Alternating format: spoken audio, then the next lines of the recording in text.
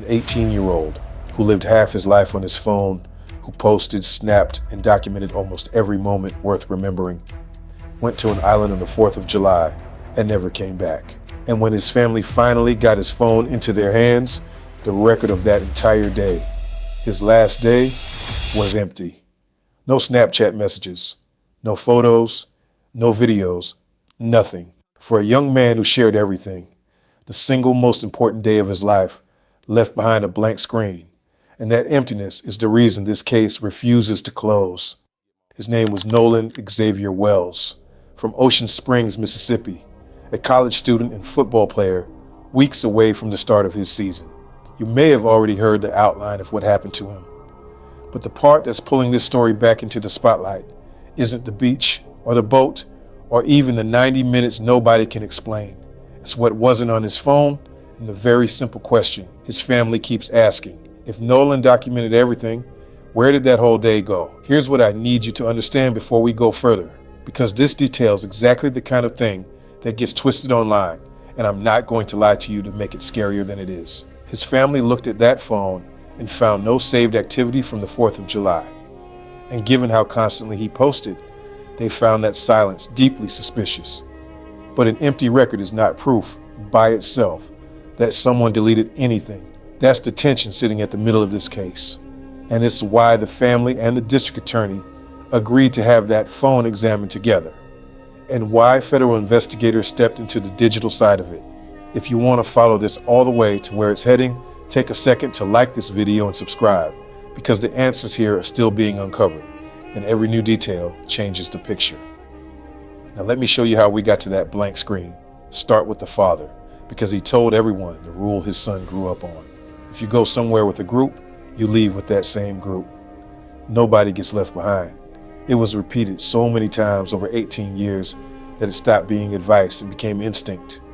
The kind of thing Nolan did without thinking. So when the boat came back to shore that night without him, the question wasn't just where he went.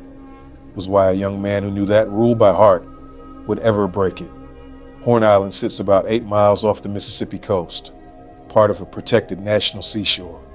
It's beautiful because it's been left alone. No staff out there, no running water, no shelter, no stores. Once you're far enough from the mainland, there's no easy way to call for help, and the only way on or off is by private boat. Once you make that crossing, whatever happens next happens with no backup nearby. And to the group that set out that morning, none of that felt like a warning, because they'd done it before. Same water, same island, same plan. Cross over in the morning, spend the day on the sand, come home together before dark. When you've done something a dozen times and nothing has ever gone wrong, you stop seeing it as a risk. You see it as a tradition, and traditions have a way of lowering everyone's guard. The boat's own tracking data lays out the early hours in plain numbers. Just before 10 in the morning, it pulled away from a private dock. A little after 11, it reached the island. From there, the group did what families all along that coast do every 4th of July. They treated the water like a shared backyard. People swam, people relaxed, people spread out along the shore near the western end where the beach opens up and the water stays calm enough to draw a crowd. Nolan didn't give his mother a specific time to expect him, and he didn't need to. This was a holiday weekend with people he'd known for years. There had been late nights before, evenings that ran long, and none had ever turned into anything to fear. That's the quiet math every parent of an 18-year-old learns to trust. No call means no news, and no news means everything's fine. It works right up until the one time it doesn't. Around 3 in the afternoon is where the clear part of the story ends. According to one of the friends on the trip, that's the last time anyone confirmed seeing Nolan. And here's the detail worth holding on to. At that moment, he was in swim trunks. No shirt, sunglasses, an ordinary picture of a teenager on a beach. Nobody standing there could have known they were looking at the last confirmed sighting of his life. There was no argument in the air, no sense that anything had shifted. Just a young man on a holiday doing exactly what he was supposed to be doing, surrounded by people he trusted. Then the clock starts doing something strange. Around 4 in the afternoon, a distress call went out from the boat. It was taking on water. with what was later described as a problem with the bilge pump, the part that's supposed to keep water out. It was the kind of trouble that ends a beach day early. Not a disaster, but enough to make the group start packing up to head back sooner than planned. And by roughly 4:30, when the boat pulled away to make the crossing home, Nolan was not on it. The friends left. The boat was later towed in, and the young man who'd stood on that shore an hour and a half earlier stayed behind on an island with no shelter and no simple way home. Sit with that stretch, because it's the heart of everything. 3 o'clock to 4:30. 90 minutes. That's the gap between the last confirmed sighting of Nolan and the moment the boat left without him. 90 minutes that, even now, no single account has fully explained. And here's what makes that window so heavy. The boat's movements during that time are documented. There's tracking data. There's a recorded distress call. The vessel's story after 3 o'clock can be followed almost minute by minute. But Nolan's story goes quiet. No confirmed message, no confirmed photo, no confirmed call, nothing with a verified timestamp that places him anywhere after that 3 o'clock sighting. The boat gets clearer. He gets harder to see. For hours, nobody outside that friend group realized anything was wrong. Nolan's mother wasn't watching the clock because she had no reason to. An evening running long was normal for her son on a holiday. The sun went down. The night settled in. And in Ocean Springs, everything felt like any other summer evening, right up until it didn't. Later that night, the family reported him missing, and a call went to the Coast Guard. Based on the information available in that moment, the situation was not treated as an immediate emergency. Whether that was read correctly isn't something I can settle for you, but it's a fact that sits right at the start of this timeline, and it matters, because from that point, the search for Nolan became a race against everything that Island lacked. Over the next 2 days, the effort grew. The Coast Guard, a volunteer rescue group, local law enforcement, and National Park Service personnel searched that coast and water. Then, on the morning of July 6th, it ended the way every family prays it won't. A National Park Service ranger recovered Nolan's body at the northwestern end of Horn Island. Accounts differ on the exact spot, whether on the shore or in the water nearby, and I won't pretend to more certainty than the records give. What's not in dispute is that the search was over and the questions were just beginning. The next day, the state medical examiner performed an autopsy, including toxicology. But no results were released, and in that empty space where answers should have been, a very different discovery surfaced. It didn't come from a lab. It came from a mother trying to find a piece of her son. Nolan's phone hadn't been with him. Using a location sharing app the family relied on, his mother traced where that phone actually was. So the Snapchat location looks completely different than the Life 360 location. So when I pulled up Life 360, it was different. It was showing everywhere the phone had been. Like it had, I was like, well, it's showing that he's back on land. Like I'm not, he's like, but no, he didn't come back with us. It wasn't lost on the island. It wasn't in the water. The signal led to the home of one of the friends who'd been on the trip and come back without him. The family went and retrieved it. And it wasn't only the phone that made it back to the mainland while Nolan didn't. His keys had come home with the returning group too. Think about that against the rule his father spent 18 years drilling into him. This was supposedly a young man who chose to stay alone on an uninhabited island with no way across the water. Yet his phone and his keys both made the trip home without him. That's the point his family keeps returning to, that it simply doesn't fit the person they knew. And then came the phone itself. And the silence I told you about at the start. Nothing from the 4th of July. No saved messages, no photos, no videos, no trace of the activity you'd expect from someone who lived out loud the way Nolan did. On the most important day, from the person most likely to post, something. There was nothing. I have to be careful here, and I want you to be careful with me. Because a blank record is not the same as proof that someone erased it. Snapchat, by design, deletes a lot on its own. Messages disappear once they're opened. Stories vanish after a day. So an empty screen can have more than one explanation. And no forensic report has been released that settles which one is true. But the family found that emptiness impossible to accept. Serious enough that they and the district attorney agreed to examine the phone together. And serious enough that federal investigators joined the digital side of this case. And that's where a story that could have been a terrible accident turns into something people cannot stop arguing about. Because once outside eyes started asking questions, the accounts of those final hours didn't just have gaps. They began to contradict each other. Two different versions emerged of why Nolan stayed behind on that island. And according to the family's attorney, both of those versions cannot possibly be true. The first version came from inside that group of friends, and it was echoed publicly by a woman whose son was on the trip. She happens to be a judge, and she stepped forward to address the rumors head on. Her account was direct. Nolan, she said, chose to stay behind on the island. He wasn't abandoned. He wanted to keep talking with a young woman he'd met that day. And the plan, as she described it, was for him to leave later, with a different group that was still out there.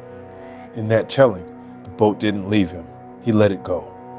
The mechanical trouble forced her son and the others off the island earlier than expected, and Nolan simply wasn't ready to come with them. She also addressed something that had started to draw suspicion online. After the story exploded, her family's social media accounts disappeared. To a lot of people watching, that looked like someone hiding. She said the opposite was true, that she took those accounts down to protect the privacy and safety of her children while the internet turned its attention on them, and that there was nothing secretive about it. She said her son had already spoken with investigators and was cooperating, and that her family had done nothing to slow the search or block the truth from coming out. Now, I want to be fair to that account because parts of it line up with the hard evidence. The boat really did have a mechanical problem. The distress call is real. Nobody has produced anything that disproves the idea that the group left because their vessel was in trouble. On that specific point, the mechanical emergency is better supported than the theory that it was invented as a cover. So if you're listening for me to tell you the friends made up the boat trouble, I'm not going to because the record doesn't support that. But here's the problem. Explaining why the boat left does not explain why Nolan didn't. And that's where the second version comes in, and it points in almost the opposite direction. The family's understanding, drawn from what the young woman he was last seen with is said to have described, is that Nolan intended to go back to his friends, back to the boat, back across the water, the way the day was always supposed to end. In that version, he wasn't planning to linger on an empty island waiting for some other group. He was heading home with the people he came with. Two accounts, built around the same handful of minutes, and they cannot both be right. Either he chose to stay, or he meant to leave. One of those is accurate, the other one isn't. The family's attorney, a civil rights lawyer known across the country for taking on cases exactly like this, put it about as plainly as it can be put. He said one of these accounts is truthful, and one of them is not. He wasn't pointing a finger at a specific person, and neither am I, but he was naming the thing sitting at the dead center of this investigation. Somewhere in the retelling of Nolan's last hour, the simple fact of what an 18-year-old intended to do with the rest of his day turned into a dispute. And when the last known intentions of a person become an argument instead of a fact, you're no longer looking at a closed case. You're looking at an open wound. The conflicting stories didn't stop at whether he stayed or left. Smaller cracks started showing up too. The kind that individually mean little, but together keep people from letting go. There was the question of what he was even wearing. An early description put him in black shorts. Photographs, according to his family, showed blue. On its own, a mix-up over color could be nothing, a bad memory, a rushed report. But when a family already feels like the details aren't adding up, even the small ones start to feel like proof that nobody has the full picture. Then there was the video. A clip filmed on the beach that day began circulating, and in it you can hear a heated exchange. Someone apparently demanding a phone back. Given everything about Nolan's own phone, you can imagine how fast people latched onto it. The family's legal team raised the possibility that the voice belonged to Nolan, that maybe this was him trying to get his phone in the moments before everything went wrong. It's a chilling idea, but it's also one I can't hand to you as fact, because one of Nolan's friends came forward and said the voice on that recording was his own, that the confrontation had nothing to do with Nolan, and that Nolan wasn't even in the shot. So we have a piece of audio that sounds like it should mean something, and two completely different explanations for whose voice it is. Until that's verified, it stays what it is, a question, not an answer. This is the part of the story where I have to slow you down on purpose. because the internet did the exact opposite. As the case spread, so did things that weren't real. False timelines, edited clips, even videos generated by artificial intelligence, made to look like footage or information from that day when they were nothing of the kind.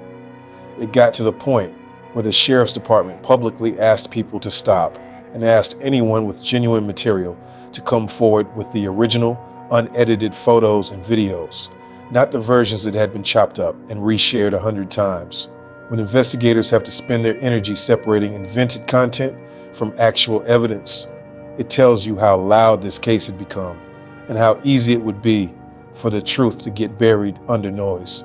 So I'm going to keep pointing at what's documented and keep flagging what isn't, because you deserve the difference. Here's what is documented about the effort behind the scenes. The Jackson County Sheriff's Department is the lead agency, and by the accounts given, investigators conducted roughly 60 interviews, including with the friends who traveled with Nolan. The FBI stepped in to assist, both on the digital forensics and notably on threats that were being made against people connected to the case across state lines. That detail alone should tell you how far the emotions around this had spread. The Coast Guard, a volunteer navy of everyday people, local officers, and Park Service personnel had all been part of the search. The county coroner confirmed Nolan's identity through dental records, and the machinery of an official death investigation began turning. The state medical examiner's office carried out that first autopsy, toxicology included, but the results stayed sealed. And into that silence, the family made a decision that speaks to how little they trusted the answers they were getting. They arranged a second autopsy, completely independent, performed in Washington, far from Mississippi, and far from any local agency. That examination was funded by a former NFL quarterback whose name has become tied to questions of justice in this country. As of now, those results are pending too. So we have two separate examinations of the same young man, and the public has been given the findings of neither cause of death, manner of death, both still officially open. And this is where I have to be very precise with you, because it's the single most misunderstood piece of this whole story. Authorities have said they do not currently suspect foul play. A lot of people hear that and assume it means the case is closed, that it's been ruled an accident, that everyone can move on. That is not what it means. Saying you don't currently suspect foul play is a description of where an investigation stands in a given moment. It is not a medical finding. It is not a legal conclusion. No official ruling of accidental drowning has been released in this case, and the investigation has been described over and over as active. Those two things live side by side. No foul play suspected, and still not finished. If that sounds like a contradiction, it isn't. It's just an honest picture of a case that hasn't reached its ending. There's another step coming that's worth understanding correctly, because it's easy to sensationalize. The district attorney has said the case will eventually be presented to a grand jury once the sheriff's investigation wraps up. Now, the phrase grand jury makes people assume charges, arrests, someone being blamed. But she was careful to explain that in that county, presenting an unnatural or suspicious death to a grand jury is simply standard procedure. It doesn't mean anyone is presumed guilty. It doesn't even mean anyone will be charged. It's a step in the process, not a verdict. And as of now, that's a future event that's been announced, not something that has already happened. No grand jury has heard this evidence yet. No one has been indicted. No one has been cleared. I also want to clear up one more thing, because it gets repeated wrong constantly. The family hired their attorney to run an independent investigation and to push for transparency. That is not the same as a lawsuit. As things stand, there is no documented civil case filed, no named defendant being sued, no court case number attached to this. What the family is doing is demanding answers, an honest autopsy from someone with no ties to local law enforcement, a joint examination of the phone, the original untouched photos and videos, and a full look at the digital fingerprints of that day, the timestamps, the location data, the small buried details that phones quietly record, whether we think about them or not. They want the parts of the record that can't shade the truth to memory. Step back and look at the whole shape of it, and you understand why this case reached far beyond one town on the Mississippi coast. Nolan was black, and by the reporting, he was the only black person in a group of white friends on that trip. In a state whose history carries the weight it does, that fact alone made a lot of people unwilling to accept an early, quiet conclusion. It drew in a nationally known civil rights attorney. It brought a prominent reverend to speak at the funeral and announce a reward for information leading to the truth. A member of Congress called for a full and transparent investigation. A well-known filmmaker helped the family cover the cost of laying their son to rest. This became bigger than a missing person. It became a test of whether a grieving family would be told what really happened. But I owe you honesty here too, the same as everywhere else. The documented record does not establish that race was a motive. It does not show that anyone threatened Nolan before he disappeared, or that anyone on that trip acted out of racial hatred. There are also voices arguing the opposite direction, that suspicion has outrun the evidence, and that this may yet turn out to be a terrible accident in dangerous waters. Those are opinions on both sides, and opinions are not findings. What we're left with isn't a villain the evidence has handed us. It's a set of facts that don't sit comfortably next to each other. And that's exactly why this won't quiet down, because when you line it all up, a young man who followed a simple rule his whole life, a phone and a set of keys that made it home while he didn't, a day's worth of digital life that came back empty, 90 minutes no one can fully account for, 2 contradicting stories about his final choice, and 2 autopsies whose answers nobody outside the process has seen. You're not looking at a story with a bow on it. You're looking at a family standing in the gap between what they were told and what they can bring themselves to believe. The truth of what happened to Nolan Xavier Wells in those missing minutes still hasn't been made public. The phone examination, the autopsy results, the grand jury presentation, they're all still ahead. And when those answers come, they will either close this gently or crack it wide open. There may be no version of that night that ever fully makes sense to the man who raised him. But his family is still standing there, still asking and refusing to look away until someone gives them the whole truth. I'm going to follow this case until those answers actually arrive, because a story like this deserves to be seen all the way through, not dropped the moment it stops trending. So, if you want to be here when the next real development lands, do me a favor and like this video, subscribe to the channel, and turn on notifications. Then tell me in the comments where in the world you're watching from and what you think those missing 90 minutes really hold.